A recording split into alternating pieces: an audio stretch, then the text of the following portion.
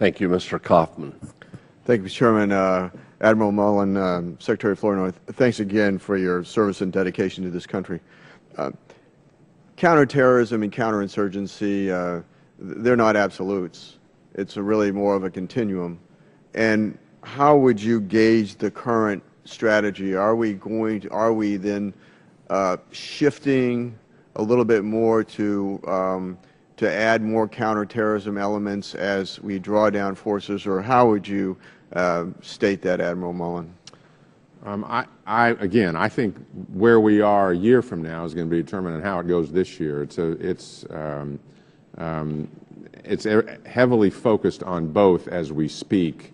I mean, the CT effort inside this counterinsurgency strategy is significant, and General Petraeus asked for and got more forces to do that. Will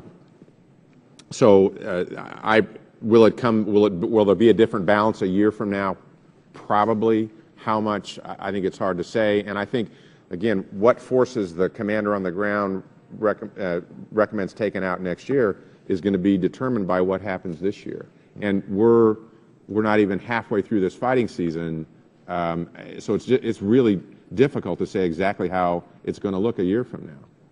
Admiral Mullen, I think you stated, quote, "In a counterinsurgency, firepower is manpower," unquote. And could you drill down just a little bit on that? What does that mean? You have to have people out there engaged. Yeah. The whole idea in a counterinsurgency is to focus on and protect the people, in this case the Afghan people. What's important in this goes back to the success of the build of the Afghan security forces.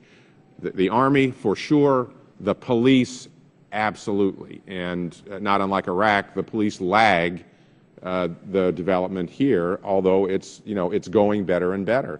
So in the end, it's the protection of the people, security for the people, and there's going to be, in numbers, a larger number of people focused on this in 2012 than 2011, just because of the continued build of the forces. So it's not just U.S. manpower or coalition manpower, it's the totality of manpower. And in fact, to these VSOs that have gone so well, and they're small in number right now, it's 6,400 as I indicate, that's an enormously successful program. VSOs and Afghan local police, and we'll continue to build that. Admiral Mullen, in the Lisbon conference, that I believe the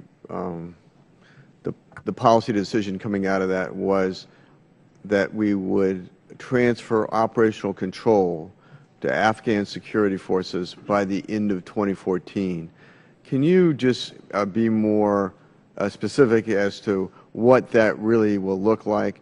Does that mean we'll still have some boots on the ground then in support of Afghan security forces? The model that certainly is very much in the front of our minds is Iraq, and we will clearly continue to have forces there. And the Lisbon commitment is to have Afghans in the lead and throughout the country, every single district, by the end of 2014, and that's where we're headed. As much advise and assist and support as is necessary at that point. But at what we've watched is in terms of the both growth rate and learning rate, they're on a pretty good glide slope right now in terms of ascendance to be able to do this, the Afghan security forces. Okay. Mr. Chairman, I yield back.